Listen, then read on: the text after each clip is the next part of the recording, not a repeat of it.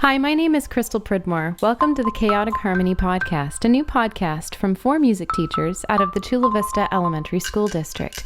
Chula Vista is a border town between San Diego and Tijuana, right on the U.S.-Mexico border. The 4 of us met each other 4 years ago now, and we've all bonded as we've built music programs from scratch in elementary schools that had not seen music educators in about 30 years. We've bonded over ideas, struggles, we've inspired each other, and we've built a community that has both celebrated successes and really supported each other through some hard times. We wanted to bring our community and our synergy to other music teachers who are doing the creative work of igniting the human spirit in children all across the country. So we're going to be coming at you weekly for a while, sharing ideas, laughing, getting a little vulnerable sometimes. We hope that you'll join us and that you find us on our social media so that we can get to know each other a little better. I'm going to introduce you to the entire crew next week, but for now, I wanted to start off our podcast with an episode that we're calling Prelude, so that you can get the backstory behind what it is that we're doing. I'm interviewing today, along with my colleague Jonathan Seligman, our fearless leader. Her name is Lauren Shelton, and she is the Visual and Performing Arts Coordinator for Chula Vista Elementary School District. That's VAPA for short, so VAPA, Visual and Performing Arts, and you'll hear us use that acronym quite a bit in the podcast. Lauren was hired 9 years ago by the San Diego Youth Symphony to start an after-school program in Chula Vista Elementary School District. What they did is they took several dozen kids and they gave them instruments for the first time and turned them into some pretty incredible strings players by the end of that first year. Those kids are now all grown up and off to college and have had some amazing successes along the way. And it's grown from more than just those couple dozen kids. Lauren now jumped from working for the Youth Symphony to the district, and every single child, all 30,000 of them in Chula Vista Elementary School District, now receive arts education as a part of their normal school day. So we went from 0 VAPA teachers in the district to over 90 in just 5 years. It's been incredible to watch. I've been gifted this amazing opportunity to build a program from nothing, and I've been given some of my very best friends in the crew that she's put together. So I'm excited to have you hear her story, to hear the backstory behind the work that we're doing, and to get a little bit of context for some of the things that we're going to be talking about in future episodes. Without further ado, here's Lauren and John and myself, and I hope that you enjoy our first episode of Chaotic Harmony. Come back next week so that you can meet the rest of us. Welcome to Chaotic Harmony. I'm Crystal Pridmore. I'm John Seligman. And we have a guest with us today. This is Lauren Shelton. Hello, everyone. We're calling this episode Prelude, and we're going to release it first. So you'll learn a little bit more about Chaotic Harmony and what the grand plan is for this podcast in our first episode, due to be released next week. But before we get going and introduce you to our entire ragtag bunch of music teachers, we wanted to bring Lauren in because Lauren is the reason that all of us know and love each other here in the district. And Lauren has a pretty incredible story to share with us. Oh, stop it. You're making me blush here. We wanted to hear the story behind our friendship in much more detail and behind what's going on in Chula Vista. We have a movement happening in the elementary schools by the border below San Diego, and it's really exciting, where we went from almost 0 visual and performing arts education happening at the elementary school level to, I think we can say now, every child in our district receives arts education as part of the school day. Yeah. So Lauren, let's hear your program notes. Can you introduce yourself, tell us what your job title is, and tell us a little bit about you? I am Lauren Shelton. I am the Visual and Performing Arts Coordinator for Chula Vista Elementary School District. My dad is a musician and an artist, and my mom was an administrator for San Diego Unified for 36 years. So I had a teacher mom and an artist dad. And so very early on, my parents put me into music. Right when I was able to reach the piano at 4, I started taking piano lessons. Did not like piano very well. And so my parents put me into choir at church at St. Peter's in Del Mar at age 6. And the most fabulous choir director named Polly Campbell was there. 2 years later, Polly started the San Diego Children's Choir. Oh. And my mom was very hesitant to have me join a second choir because I was also in soccer and in t-ball and all the other things happening. But I well-rounded kid. I was trying to be I was an only child. So my parents, had me do everything. I realized that choir's my jam. Yeah. It's kind of what kept me going and kept me ticking. And so my parents put me into the San Diego Children's Choir, and my life just took off. I didn't realize how much music got me through any part of my life, whether it was like a happy time or a sad time or a frustrating time. And Polly Campbell, my fabulous choir director, was there every step of the way. And when I didn't believe in myself, she made sure to let me know that she did. I ended up going on 5 tours. 3 were international before I was 18 years old with the choir. And Polly had me be a soloist almost at every tour, every concert that we did. I think she saw something in me that I couldn't see in myself. And so she always made sure that I knew that I could do this.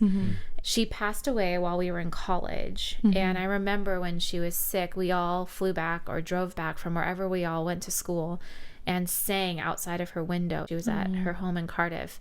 We all just sang for hours and hours, all of our old choir songs. And it just really makes me work harder for our kids in Chula Vista so that they have those shared experiences, because in a time of sadness and a time of grief, the best thing to do is to make music with your community. I know I'm going off on a tangent, but that's what Polly taught me. Polly taught me that music is really a unifier and a way to really just find who you are as a person. And to sort through some really hard stuff. And being a teenager and being a kid, it's not easy. And so when you have these moments where you can turn to music, turn to your choir friends. Just briefly, when I was in high school, nobody knew that I could sing. Nobody knew that I was a musician, that I had toured the world. And I remember I just would rather be silent at school because I didn't want to fit in with the crowd. I didn't know how to fit in with that crowd.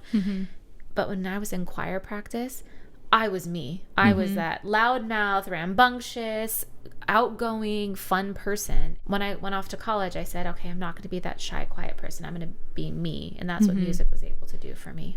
That's how interesting that you got to experiment with those two sides of your personality too, that you got to kind of inhabit each and figure out which one felt more authentic. And I'll tell you, it's so much better to live your life as you than the person that everybody thinks you should be. Amen, sister. And I tell you, I loved music for unlocking that within me. Went to college to be a music major. Realized about 2 years in that, what am I going to do as a music major?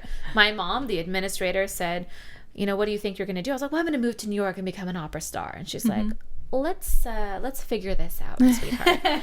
So she had those tough conversations with me, really tried to hone me in and sign me up to take the CVESD and all of those teacher preparation tests my junior and senior year. And I switched over to English and became a teacher. Okay. So was it more your mom's influence or Pauline's? Definitely my mom's influence. Okay. Steered you in that direction. But then, so I got a job to teach 4th grade at a charter school, and he looked at my resume, and most of it was all music. Everything that I had done and taught was all music. And he said, well, do you want to start a music program here? I said, well, yeah, of course. I said, can I start a choir? And so he said, of course, yes, start a choir. It was crazy. I had no idea how to conduct. I really didn't know what I was doing. And so I said, I need to learn how to do this.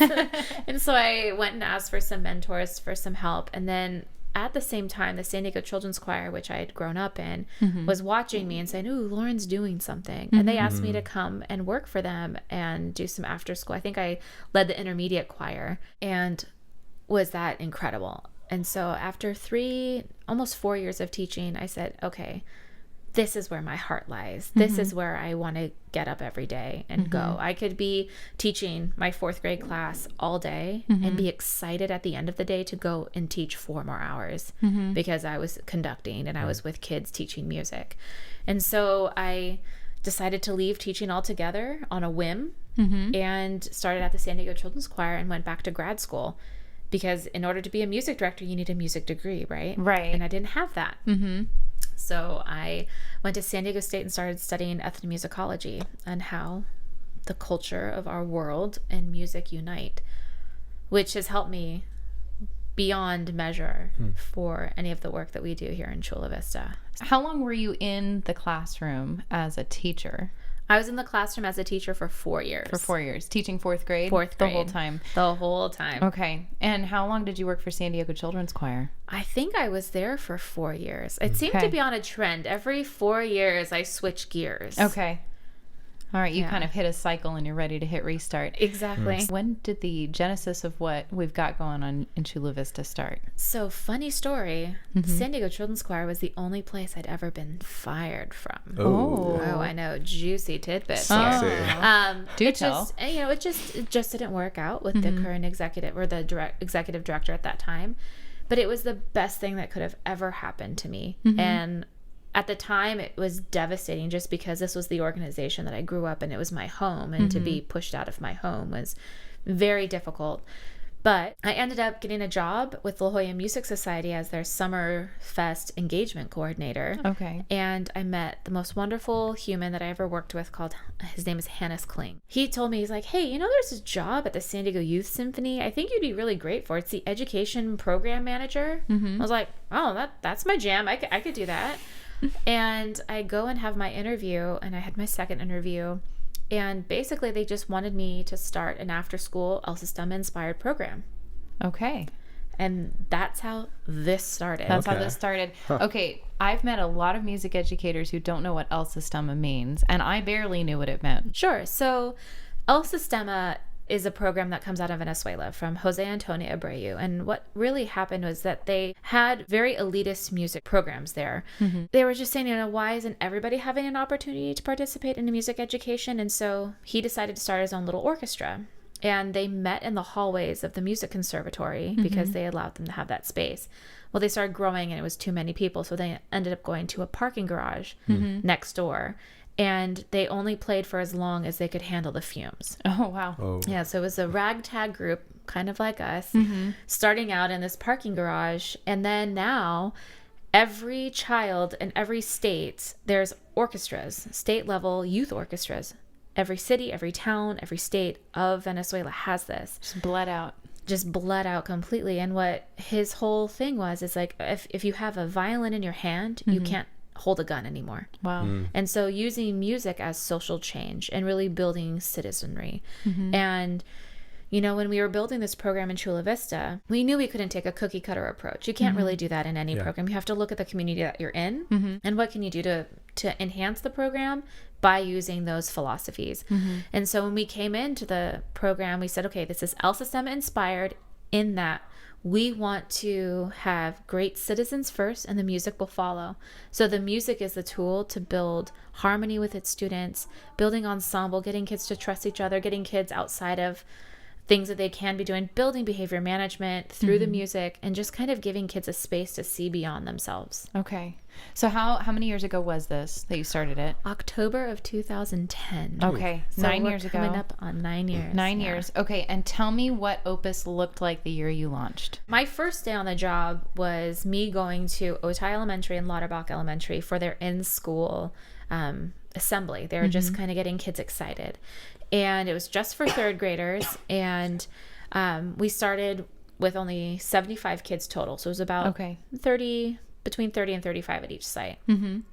And it was just meant for us to kind of reignite the passion for music in the district and start to educate. And they had none at the time. Nothing at the time. There hadn't been a VAPA coordinator in that role for 35 years. Okay. And so they were really starting from zero at this point. The charter schools had a full-time music teacher, but that was because the charter school funding is different. Can we rewind for a sec? Sure. Okay, so I've never heard exactly how the conversation between CVESD, Chula Vista Elementary School District, and the San Diego Youth Symphony even got started. So how did that get going? So the very interesting part about us really starting this relationship with the Youth Symphony and the district was the Youth Symphony had a retreat with their board, and they said, okay, what do we want to focus on? What is our main mission? And they ended up coming at the end with, we want to make music education accessible and affordable for all students in San Diego County. Okay. And so they looked at the demographics of the students in the program. They don't look like the demographics of San Diego County. Exactly. Ding, ding, ding, ding, ding, ding, ding. Right. So what they did is that they looked out the South Bay, and there was maybe 2% of their student population in the Youth Symphony was coming from the South Bay. Okay. So they go down to Sweetwater. and say, hey, we'd love to recruit more of your students to come up to the San Diego Youth Symphony. And they're like, well, I don't know if our kids can actually audition into it. Because what happens is they're competing with high schoolers that have started music lessons in 3rd grade. Gotcha.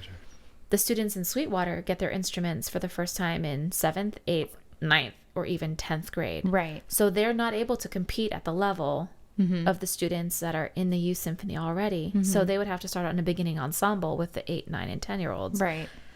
Tell that to a middle schooler. Yeah, try to convince them to join a program, right? Totally. So then DeLuke Smith and the board went to the elementary school district, to Dr. Escobedo, and said, hey, can we help your music programs? And they said, what music programs? Because there weren't any. Right. And so then it became a conversation about, well, this is what we're trying to do at the Youth Symphony.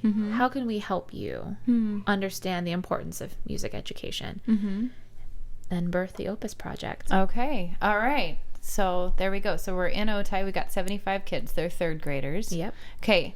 How were the children selected for the program? So we just did a first come, first serve. Okay. We handed out, after the assembly, we handed out all the papers to the kids, and we asked the secretaries when they brought them in just to number them, so we know we're just taking them as they come in. And we took the first 35 at each school site and added a couple more here and there as needed. But and then we had a waiting list of students.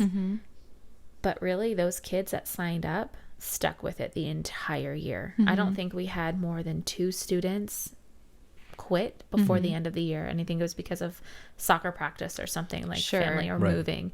Yeah. But once we got those kids, it was solid. They were in it. What were they given? They were given an instrument, and they were given weekly, twice a week. They met for lessons for 2 hours on a Monday and a Wednesday. And we thought it was also really important that we fed them. So they got snack before rehearsal began. And then we also started building a really great relationship with the parents. And I feel like this is a component that a lot of teachers don't feel comfortable doing, is bringing parents in, because you don't want them to see the process. You want them, we got to wait till the product. But for us, this was different. We had to change the minds and the hearts of families. And so we made it mandatory for the parents to come in the last 5 to 10 minutes before the end of class. And they had to sit in their child's seat, and their child had to teach them something that they learned that day. So we had parents holding the instrument and, pizzicato. They just could say the first class, okay, Mom, this is a G. Play the G. And that was it. But the parents then got to see what it took for their child to learn this instrument and how valuable it was. Because parents, if you just drop off and pick up, you don't get to see the work that goes into it. Definitely, yeah. And that was a component for me that I said, this is a non-negotiable. Parents have to be part of this process. Because what ended up happening was they became our biggest advocate. And the turning point in the district that broke through a little bit of a barrier was, we were asked in May of the first year to present at a board meeting. Or no, March. It was even March. So what do? We have all the kids come and we play on the lawn. And we asked one of the parents to speak about the experience and have her son perform. Well, she was going to speak in Spanish because that's her first language.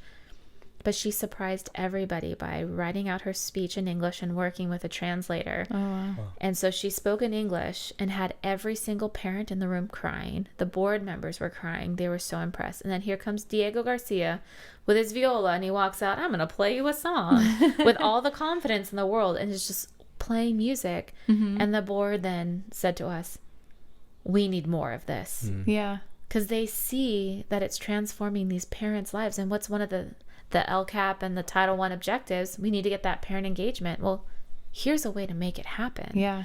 So the district then invested $40,000 for us to spread the program out to 6 more sites the second year. Okay. Which was rough. Yeah. It was rough. That's it. That's double the size of the first year. We went from 75 students to 250. Okay. Big change. Yeah. Massive change. So, but when an opportunity like that happens, you can't say no, because you never know when they're going to have that courage to take that leap and invest in the arts again. So I had never heard of Chula Vista Elementary School District when I first stumbled across you and what was happening down here. And I heard about the Opus Project, and I went to the San Diego Youth Symphony's website, and I looked up those beautiful infographics that you guys had kept year after year. And I thought it was so smart how you presented all the research. So what did you track? We tracked attendance. We tracked the testing with the students who were in the program versus their peers in the same grade. We actually have a partnership with UCSD where a group of our students were getting MRI brain scans, and we're part of a study called Symphony, where we had music students, students that were taking martial arts, and then a control group of students that weren't doing either. And they were getting brain scans once a year, doing activities that were stimulating their musical side of their brain, and we're measuring the growth of their English language development. Yeah. And the findings are now starting to come out, and it's really exciting. So we always were ahead of the curve in trying to figure out, what does the district want to hear? And how can we bring them the data that reflects that? And being a district that serves a very large portion of students that have English as a second language, we knew that music could support that, could support their learning and really give them the skills that they needed to learn English. Yeah, we have a huge number of English language learners because we're on the border. I know our school, I think the actual number is somewhere in the 30% at our school, but it's more like almost 80% Spanish is their first language, and they've just progressed past the English learner status. So yeah, it is a huge need down where we live that they get that English language development. So how, and I know there is more information out in the world about the Opus Project and all of the exciting things that came out of that. So how did you make the transition from heading up the Opus Project to being the VAPA coordinator for the district? So after we did our second year of the expansion with the 250 students, Dr. John Nelson, who was the assistant sup of curriculum and instruction at the time, came to us and he said, okay, all right, we love this. We love this a lot. I can't deny it anymore. We can't deny this. How do we get this into the school day now? And so what we've learned with the district is that we had to pilot things. We couldn't just go in and just say, okay, let's just do it. We really had to be methodical and strategic on how we approach this. Because it had not been there in a very, very long time. And it had to be successful. It had to. It was like flop. It was like a one-shot deal. And we had to make sure that we were ready. And so what we did is we did third grade 10-week pilot programs at the 6 school sites where we had the after-school Opus program. And so we brought in our teaching artists who weren't credentialed yet, like Emmanuel Soto, Maya Diaz, like the whole crew. We brought them in to lead those classes. And what the principals were realizing was, oh, wow, we've got to really manage with the library schedule and with recess. And so they started to realize that there's a lot of components to having an arts program on your campus. But that was our goal. Our goal was to really have them see, okay, A, this is great for your kids, but B, there is going to be some planning with it, and it's not going to be easy, so don't go into it lightly. But then the next year, the district started hiring their own teachers. The principals that had it at their school sites were like, wait a second, we can pay our LCAP Title I money and have a music teacher on our campus? Why, yes, you can, and we'll be here to help you. So basically, I was acting as the VAPA coordinator for the district. Without the title at the Youth Symphony. Okay. And because of my teaching background, I spoke the district's language. I knew how to communicate. I knew the verbiage that they needed. I knew what they were looking for because I had been around that my entire life, basically. And you knew the acronyms. I knew the acronyms. I knew how to speak. I knew how to speak their language. And so we were at an encore event, which is a San Diego Youth Symphony's gala that raises money for all of the scholarships for students to attend. And I was running it. I had Opus kids everywhere. And I remember Dr. Escobedo came up to me and he said, "Are you ready?" I said, "Ready for what?" And he goes, "Are you ready to join our team?" And I was like, "Oh, well, what's going on?" He goes, "Something big's coming down the pike, and we need you." Okay. And so Dr. Escobedo is the district superintendent. Yes. Just in case we haven't said that before. Yes.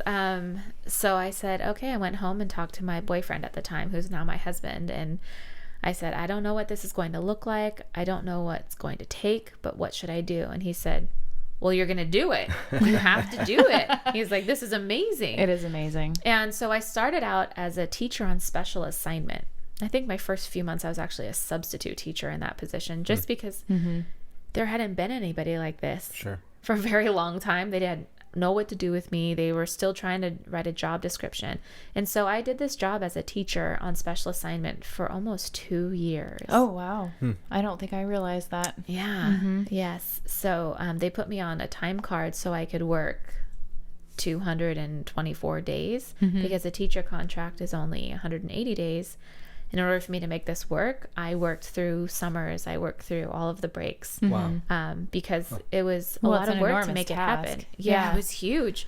But what really happened was, they told me, they said, okay, we've got this new formula. It's called the local control funding formula. And it's not categorized anymore, but we really want to bring the arts back. So we've invested $5 million in the LCAP a year for the next 3 years, and we need teachers. Oh. How many arts, right? How many teachers do you need? All the arts. Yeah. And they're like, oh, we need to make sure we have at least 60. Oh my goodness. 3 months. Oh, 3 months. 3 months. To find 60 people. To find 60. And I ended up getting it to 68. Okay. And from there, it just kind of blew up in a great way. So where did you find people that first year? Oh man, I called all of my all of my people. I'm very well connected in this arts world because I'd been in it for so long.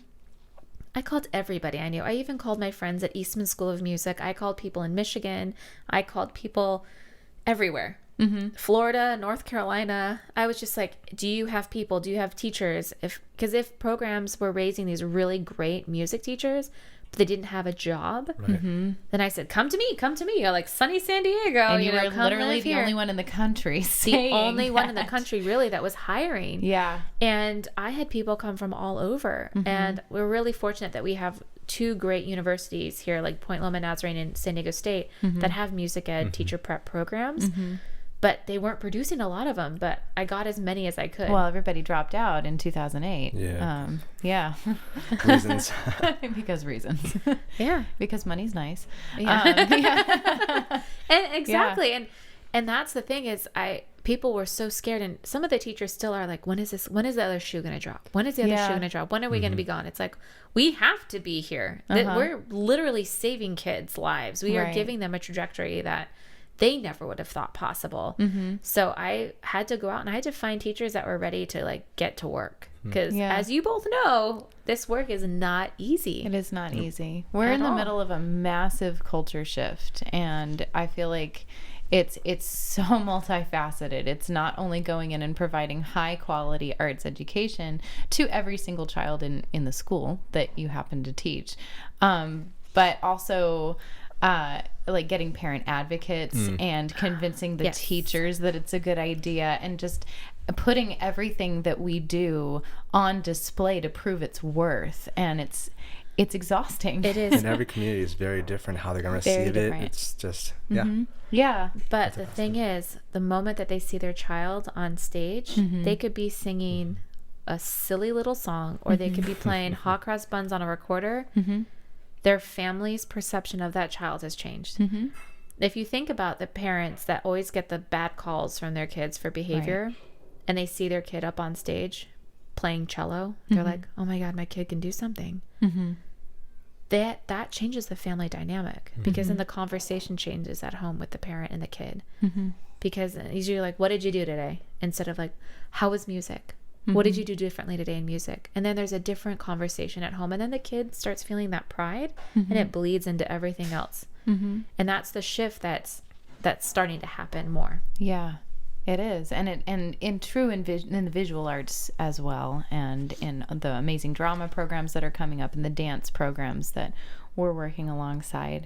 I wanted to ask you, since this is a music-centered podcast, you were the reason that all of us became ORF instructors now. Tell me about how you even knew about ORF Schulwerk and knew to bring it in. So how that went down. Yeah. I'm ORF certified level 1. Okay. It's the only way I feel that you can really have the skills to teach general music properly. And it really helped me become a better choral director, just because I had younger students and I was able to give the foundations. I had to pay a lot of money to go to my ORF certification, and I didn't have a lot of money at the time to be paying for it. I think my parents helped me out too. It was ridiculous. I think it was like $2,500. And so I said, okay, I have this kind of weird power in our district where if I say this is how it is, because nobody else can tell me yes or no because they don't understand our world, then that's how it is.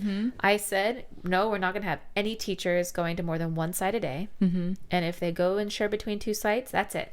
No more than 2. We're not having any teacher burnout, right? So then I said, thank you for that. Yeah, you're welcome. You're welcome. I feel like if you start out strong, then you can't get all these weird wickets that get thrown in there that change. Anyways. So then I said, well, I think every one of our teachers should be ORF certified. And then I looked at how much it would cost to send you guys somewhere. And I was like, that's ridiculous. It's like $150,000 to pay for all of that. I don't have any money.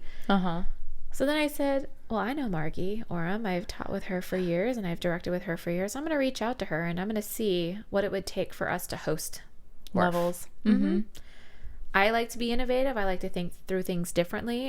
If something hasn't been done, I don't say, oh, shucks. I say, oh, well, let's try it. Right. So I said, what would it cost for us to host ORF level training at our district office? And then she said, well, the rent and all that. I said, no. Like, I'll cover all of that. I'll cover everything that has to do with facilities. How much would it cost? And we got it to the point where I only had to pay, I think, $500 per teacher. Wow.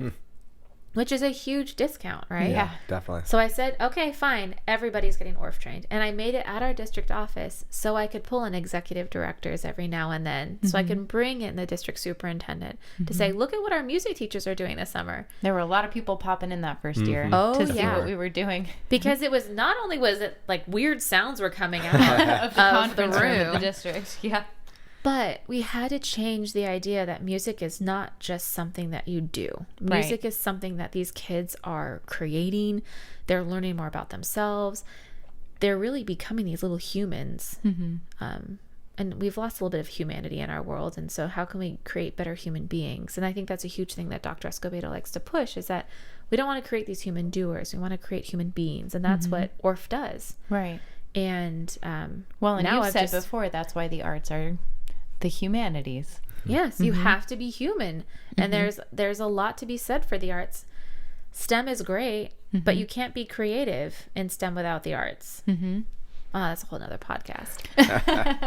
And I can go on my soapbox for hours because give me a microphone and I'll say anything. But yeah, ORF is extremely important. Not only is it a unifier for everybody, it provides you with more resources than you ever thought you could ever have for general music.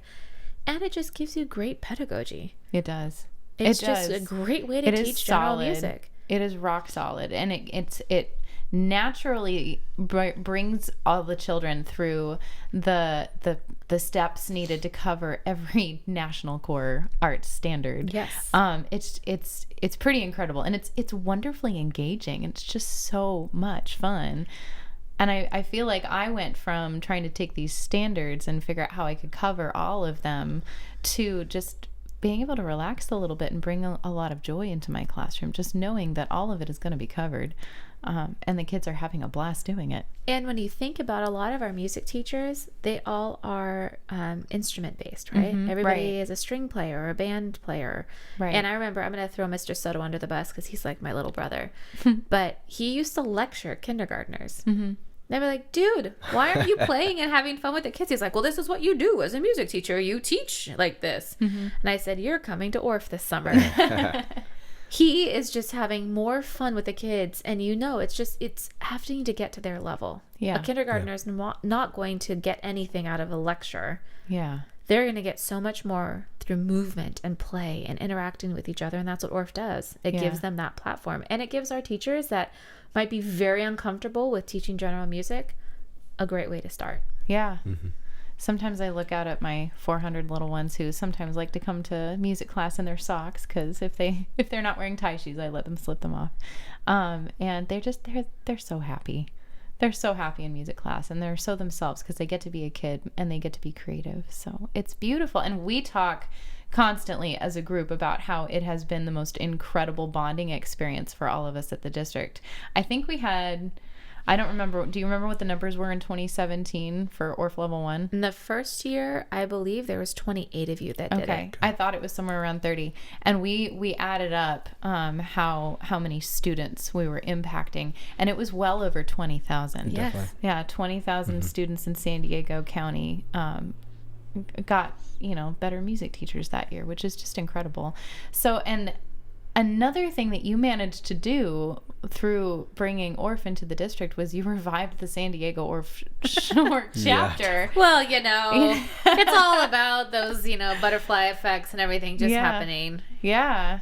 But that's amazing. It is amazing. But San Diego had not had music teachers in so long. They were just completely eliminated in the 80s, except for a few people who managed to hang on or teach privately or teach at like 8 different school sites and travel around. And that's not an exaggeration. I know people who are teaching 6 to 8 school sites. They literally have their instruments in the trunk of their car and have to put them on a cart and take them to every single school they visit each day. Yeah. Ridiculous. I remember being on a cart and just daydreaming of having a music room one day. Now you got a wing, sister. I got 2 rooms. I got an orchestra room and an ORF room. It's great.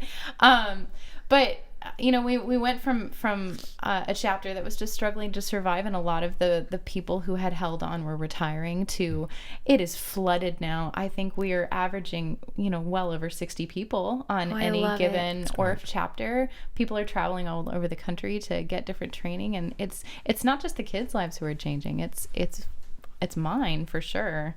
So it's just been amazing. So. It makes me really happy to hear that, because this work is very isolating, and it can be very difficult at times when I'm just literally putting out fires all over the place. But then when I hear stories like that, then it makes me remember, okay, this is why we do what we do. This is why I do what I do. This is why I work on weekends. This is why I do everything. Like, it's not easy work, and people really don't know what I do, which makes it difficult, because the ORF stuff, I mean, right now I'm still dealing with countless emails and setting things up, and it's a lot of work to get it to where it is now. But it's so important. 100%. Yeah. How many kids do we have in our district? We're about 29,600. Okay. And how many schools? 46. And how many VAPA teachers are we up to these days? We're at 90. Nice. Yeah. All right. Yeah. And I'd say that's pretty cool. I'd say that's pretty cool too. From 0 to 90 in 5 years. 5 years. Oof. 5 years. 5 years. And every child receives the arts in Chula Vista. I think it's amazing. You've talked so much about the challenges that you've overcome.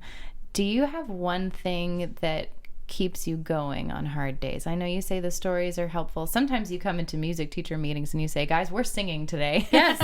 Because we need to bond through song. I think so.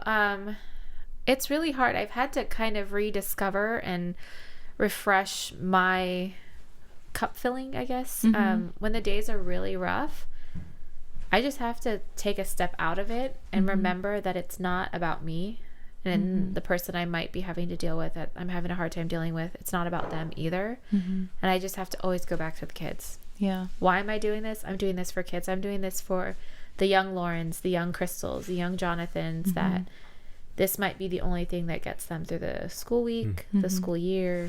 And I just have to step back and remember, you got kids that need this, and whatever egos are in the room have to be gone, and we just need to focus on getting to the task at hand. And it's just the kids. I just keep referring back to the kids. It's all about the kids. Well, and I have to tell you today that I had 2 little girls come up to me after recess, and they said, Mrs. Pridmore, we want to be music teachers when we grow up. That's awesome. And one of them said, I'm going to come back to Finney, and I'm going to be the music teacher when you're all done. That's awesome. So that just gives me like so many goosebumps, because that's what we want to have them do. Yes. We want them to see beyond what people think they can do. That's right. Yeah. And I can tell you that would not have been on that little girl's radar 2 years ago. No. Yeah. When you go to the innovation stations, we have every 6th grader does a Thrively, and they do a survey to see what kind of careers that they want. For the last 3 years, we have kids now saying they want to be a professional violinist. Yes. We have kids that say, oh, I want to be a musical theater on Broadway. Like, we have kids now that have these VAPA careers in their minds. I want to be a sound engineer. I want to build sets. These are what kids are thinking about now. And they're in 6th grade. So imagine now how they can be so much more targeted and have a sense of belonging when they get to middle and high school, that their lives are so different from what they thought they could be. Yeah. What were you going to say? Yeah, I guess it's a little backtrack, I guess, but I think I feel like the power of ORF, really. A big part of it is like we can teach them. I remember, I'm going to quote Drew Bullington again, but like he talks about ORF versus the conservatory approach. And all I knew growing up was the conservatory approach, just the systematic, either or, approach of learning music is more like a skill base. But really with ORF, it's expressing, it's learning how to get together and just understand how to be human through these kinds of arts. And yeah, I lost my train of thought after that. No, that's okay. I have a sign hanging up in my hallway that says, "You matter." Our music and our art is not the same without you bringing your very best so that we can be the best we. And I think that it's so needed, that mentality. And it's really easy to take the academic subjects and think I'm all alone. I'm here in my desk. I have my pencil. My head is down. I have my privacy board. And I know that we're trying to get more collaborative with all of the subjects, and I think that's really cool. But I love that music and art are just naturally collaborative. Yeah. 100%. We sit in a circle. Yeah. Well, and there's no furniture in the room. People at our district office are like, how do we structure collaborative conversations? How do we get kids to talk to each other? I was like, well, go to the music class, go to the art class, go to theater, go to dance, and you can see it in action. It's inherent in the work that we do. And the touch, the safe touch for dancing, Yeah. And we talk about, again, humanities, right? Right. And a sense of belonging. Once students feel that, and we talk about fight or flight response with kids with trauma in their background, they have heightened levels of cortisol in their body, which means their brain literally shuts down, trying to go into survival mode. And they could be sitting quietly in the classroom, and they could be triggered, and they won't be able to learn. But when they go to the arts classes, their cortisol levels go down because they're not as stressed. They're doing something that's giving them some sort of relief in their pain. And then that ends up giving them an end to learning. So when you talk about arts integration as a method of instruction, you talk about sequential standards-based arts education, that's what's going to save our kids. That's what's going to give kids a real sense of belonging and a sense of really feeling safe at school. We're meant to be artistic, creative beings. Yes. Yeah. We start out singing and dancing. We do. It's true. Naturally. There was a little boy singing upstairs that will probably be in the background of the first part of this podcast. Lauren, I'm sorry. Sorry, just one little thing. Yeah. I've always viewed like one of the best ways to counter like anxiety or depression is because we live in such a consumeristic society, to create, and the ability for us not to just replicate music but to create music, to create expression, I think is hopefully it will be beneficial for the next generation. 100%. Yeah, absolutely. And I firmly believe that we are raising our replacements. Definitely. As evidenced by that little conversation today. Yeah, our city's going to look a lot different in about 15 years. It is. And I'm really excited. And it's because of you guys. You're the ones that are on the ground every day making sure it happens for the kids. No, it's because of your vision that we're here. And I'm very thankful. I'm thankful for you guys. Thanks, man. Group hug. Thankful all around. Lauren, this has been such a great conversation. So thank you. Thank you for having me. I'm really inspired by all the work that you guys do. And I'm just so grateful that I have such a wonderful group of teachers that I get to learn and work with every day. It's all good. It's all good stuff. So let's go change the world, friends. But we should do a hard left turn, shouldn't we? Do you think so? I think we should. Okay. I'm ready for whatever shenanigans y'all are ready to impart on me. We have decided that we're ending our conversations with the music teachers with a section that we call Spiccato. And we're still working it out. We're deciding if we're going to ask a series of random questions, which has been really fun to answer, or bringing in random objects and telling how one might use it in an elementary music classroom. I am now revealing this week's object to Lauren and Jonathan. It is a party kaleidoscope. Party kaleidoscope. You may pick it up. Let's see. You may observe. How would you use this in an elementary classroom, or how does it remind you, and could you use it as an object lesson for your work? That's also acceptable. Could you expound on object lesson for your work? Yeah, like it could be like a symbol. Oh, okay. Like Okay. you can use Cool. that as a symbol to describe something in your life. Like, yeah. Sorry, this is like Southern California. I slip into Valley Girl. Yeah, I have no excuse for that. I do Okay. it sometimes though. I have no excuse. Well, because it's fun and accents Oh, are yeah. fun. Oh, yeah. Okay. Any ideas? I think for me, more for the symbol, it's just you see what's in front of you, and yet through this filter, you see a bunch of different facets of how things can be. Oh, love it. Yeah. Great. Use So- that in your next board speech. Yeah, there you go. So for me, I think this would remind me of always looking ahead to the future. And when you see through it, you really don't know what it looks like, right? And you don't have to. That's the beauty of life. You don't have to know what's in the future. You just always have to keep looking ahead. And it could look different at any turn, but it's always the same. It's your future. Ooh. Okay, so you guys got really philosophical. Here's how I used it in my music classroom. Oh, please do it. So I divided my students into groups of 6, and I gave each group a kaleidoscope, and they had to look through, and then they had to come up with dance moves that Aw, reflected what they saw. Okay. So everything they did had to be circular, and they all had to be doing the same motion from different That angles. is awesome. It was pretty legit. Please tell me you recorded this. I didn't. I didn't. It was a rapid fire kind of day Fair enough. because This staccato testing. kind of day. Yeah. It was a spiccato kind of day. And then I also have to say, too, that it was not actually my original idea. It's a Josh Block from Orff Level. Of course. Orff Level Josh 1. is awesome. But it was delightful. I found that little gem hiding in our book, and I don't think we ever did it in class. No, we Wow. didn't. So not But that it much. was amazing. So, That's cool. and I've had kaleidoscopes hiding in my cabinets forever because I knew Yeah, there this is had to pretty be an great. application. Yeah. I like to just browse the halls of the Dollar Tree and say, what are we going to do in music class this week? Round of the week. Okay, so I'm going to sing Viva la Musica since we've talked so much about Orff today, and I feel that it's a lovely, appropriate way to end. Viva, viva la musica, viva, viva la musica, viva la musica, viva, viva la musica, viva, viva la musica, viva la musica, viva, viva la musica. Viva, viva la musica. Viva, viva la musica. Viva, viva la musica. Viva, viva la musica. Viva, viva la musica. Viva, viva la musica. Viva la musica. One. We only messed up once.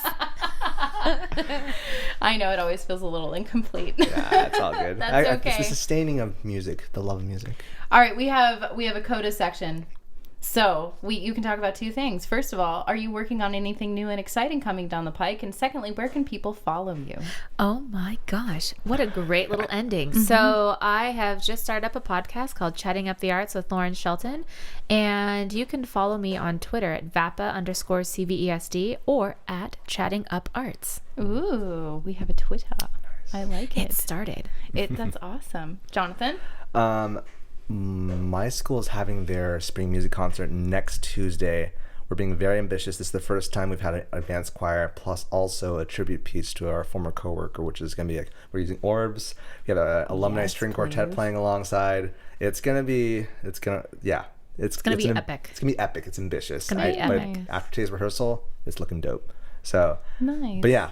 And you can follow me on Twitter at Mr. Seligman, MRSELIGMAN. All right. Yes. And I just started up a little ukulele club for the end of the year because we only have a couple of weeks left and I had kids begging to. So I have a couple kids who got ukuleles for Christmas and birthdays who are just coming in. They're bringing pop songs. Some of them are bringing in lead sheets from church. And we're having a lot of fun jamming. It's That's really awesome. cute. And it is kindergarten through 6th graders. Ooh. So I've got Stop it. a little cross section of the entire school and they are so sweet together. How many?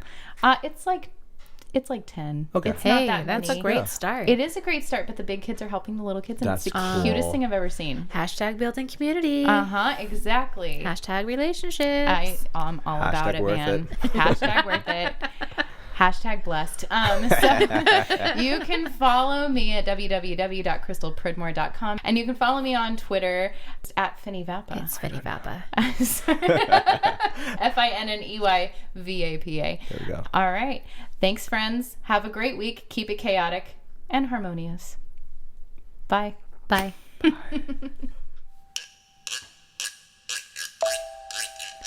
The Chaotic Harmony podcast is a joint project between Crystal Pridmore, Jonathan Seligman, Zoe Kumagai, and Mark Keemer. You can find us online at chaoticharmonyclassroom.com. You can email us at chaoticharmonyclassroom@gmail.com and let us know what you think.